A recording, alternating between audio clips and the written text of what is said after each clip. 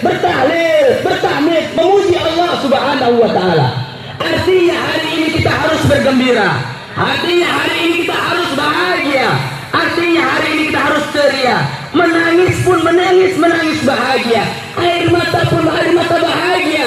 Bagaimana anak rindu pada orang tua, bagaimana istri rindu pada suami, bagaimana keluarga rindu dengan keluarga, adik dengan kakak, semuanya saling merindukan. Murid kepada gurunya, semua saling merindukan. Sekalipun kita sedih, sekalipun kita meneteskan air mata, itu adalah air mata kebahagiaan.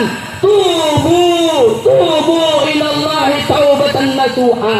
Bertaubatlah kita semuanya, bertaubatlah kita semuanya dengan kegembiraan, dengan kebahagiaan, dengan keceriaan, dengan semangat yang membara-bara. Masyaallah muslimin rahimakumullah. Kemudian apa yang harus kita lakukan hari ini? Kalaulah kita sudah melaksanakan puasa sebulan penuh, maka hari ini adalah hasilnya. Sibghatullah wa ma ahsanu minallah hasibgha. Selupan Allah, sepuhan Allah, training Allah, pelatihan Allah. 1 bulan kita di training, 1 bulan kita dilatih. Kalau misalnya kita ada di Toyota ini ada marketingnya. Marketing dilatih sehari, 2 hari, 3 hari. Ada beberapa divisi semua dilatih untuk apa? Menjadi profesional, menjadi lebih baik, menjadi excellent. Nah, kita juga demikian. Allah melatih kita sebulan penuh. Artinya sebulan penuh kita sudah di training untuk apa? Selesai semua masalah, selesai semua hutang, selesai semua permasalahan hidup, selesai semua persoalan-persoalan yang menghinggapi kita, yang membuat kita sulit, yang membuat kita sedih, yang membuat kita sakit. Selesai seharusnya. Cukup dengan 2 rakaat saja selesai semua permasalahan. Kalau hari ini masih ada pandemi, karena semuanya kita mengatakan ada pandemi. Coba kita mengatakan tidak ada pandemi, maka semua akan tidak ada. Masyaallah muslimin rahimakumullah. Rasulullah SAW mengingatkan kepada kita. Rasulullah SAW mengatakan dalam hadis qudsinya, Inna Allahumma salli wa sallim ala sayyidina Muhammad.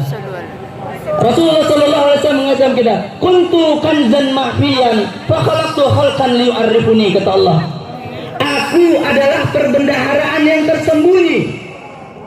Maka aku ciptakan makhluk, aku ciptakan bintang, aku ciptakan bulan, aku ciptakan matahari, aku ciptakan gunung-gunung, aku ciptakan lautan. Semua Allah ciptakan itu liyu'arrifuni, kata Allah, biar kalian bisa mengenalku.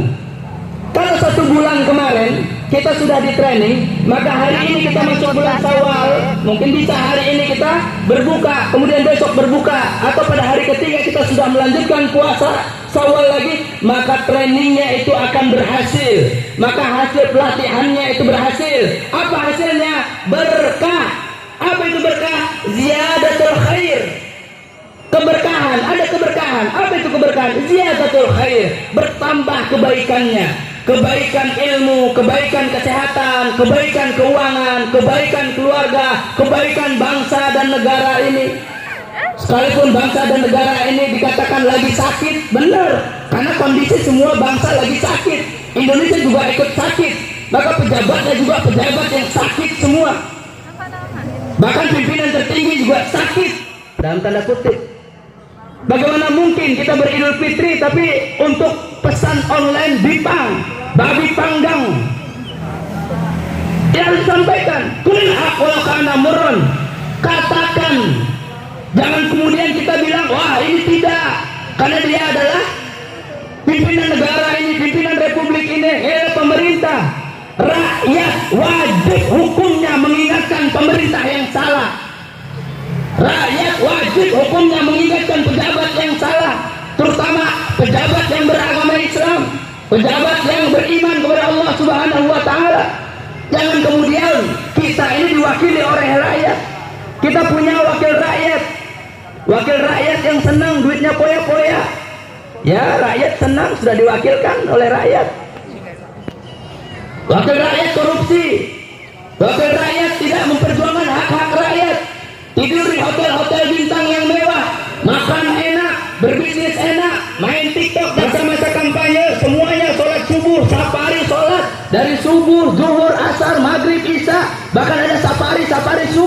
Tapi setelah menjabat, setelah jadi, setelah naik, tidak ada lagi yang disebut dengan turun ke jalan, turun lagi kepada masyarakat, turun ke dapil. Masyarakat muslimin rahimakumullah. Maka kesempatan Idul Fitri ini adalah kesempatan koreksi diri bagi laki-laki mukmin yang sudah puasa Ramadan kemarin, maka selesai dengan urusan dirinya.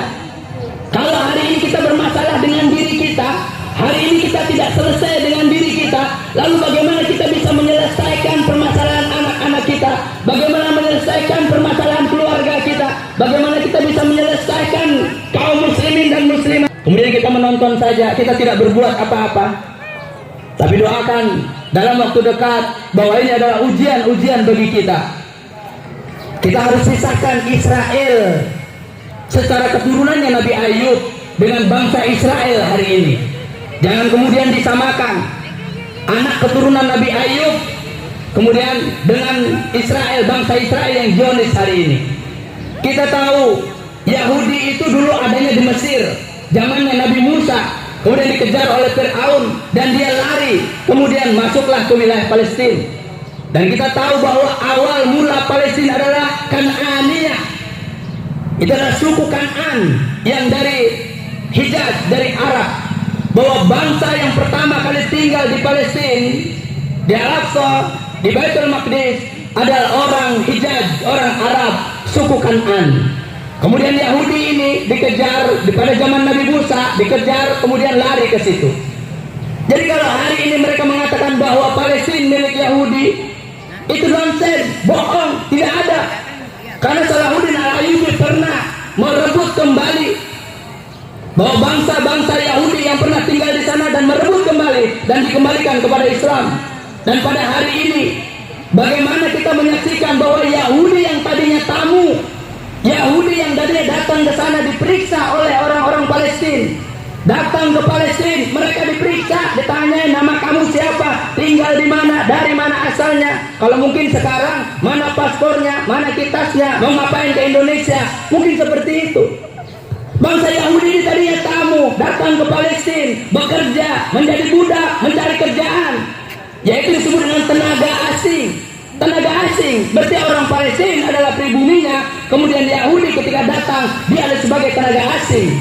Lalu ketika kita hari ini melihat bagaimana tuan rumahnya diusir dari rumahnya sendiri, padahal ada tamu yang datang, disediakan tempatnya, diberi makan, diberi kerjaan, lalu kemudian berpuluh-puluh tahun kemudian tuan rumahnya tidur di emperan, tuan rumahnya diusir, padahal masjidnya milik umat Islam, milik para nabi, yang itu adalah harus dijaga oleh umat Islam. Tapi hari ini umat Islam tidak bisa sholat di dalam, kemudian ditembaki gas air mata, ada anak-anak, ada perempuan, ada wanita hamil, ada di situ umat Islam yang diusir oleh tamunya. Masyarakat muslimin rahimakumullah, sebagai penutup, mudah-mudahan bangsa kita kemudian nanti tidak seperti itu. Kita koreksi tamu-tamu kita, kita lihat pengkhianat bangsa ini, catat, tulis namanya, screening. Anak muda harus tajam. Kita lihat berapa banyak pejabat kita, tulis namanya, siapa keluarganya, siapa bapaknya, siapa kakeknya, di mana dia sekolah, apa gerakannya, apa manfaat untuk rakyat, apa manfaat untuk umat. Selain daripada Al-Aqsa, ada Madinatul Munawwarah, ada Makkahul Mukarramah, ada 3 tempat suci umat Islam yang harus kita bela. Sekalipun kita tidak datang ke sana, tidak bisa menyumbangkan harta, paling tidak kita dengan doa. A'udzubillahi minasyaitonirrajim. Bismillahirrahmanirrahim. Wal 'asri innal insana lafi khusrin illa alladziina aamanu wa 'amilus shalihaat wa tawassaw bil haqqi wa tawassaw bis sabr. Barakallahu li wa lakum bil Qur'anil azim wa nafa'ni wa iyyakum bima fihi minal ayati wa dzikril hakim. Aqulu qali hadza astaghfiruhu innahu huwal ghafurur rahim. Allahumma shalli ala sayyidina Muhammad wa ala ali sayyidina Muhammad. Bahwa Semenanjung Melayu, Nusantara ini adalah bangsa yang besar, di mana bangsa-bangsa di dunia masih menggunakan kulit, masih menggunakan senar, masih menggunakan kayu, masih menggunakan benang. Bangsa Indonesia, Semenanjung Melayu, Nusantara sudah mengolah logam, sudah punya keris, sudah punya gamelan. Dan sebelum dunia ini, sebelum bangsa-bangsa di dunia ini menggunakan logam, kita di Nusantara sudah lebih awal mengolah apa yang ada di dalam bumi ini. Kita sudah menjadikan logam. Tapi karena Ghazul Fikr, perang pemikiran, perang peradaban, perang keilmuan, perang dalil, maka kita dianggap bangsa yang kelas 3. Ini adalah perang pemikiran, ini adalah penyesatan daripada keilmuan. Maka umat Islam, terutama anak mudanya, pelajarnya, aktivisnya, harus bastotan fil ilmi wal jism. Kuat secara dalil, kuat secara pemikiran, kuat secara argumentasi, kuat secara keilmuan, dan kuat juga secara fisik. Bastotan fil ilmi wal jism. Kenapa? Sekarang ini sudah terjadi perang biologis, perang asimetris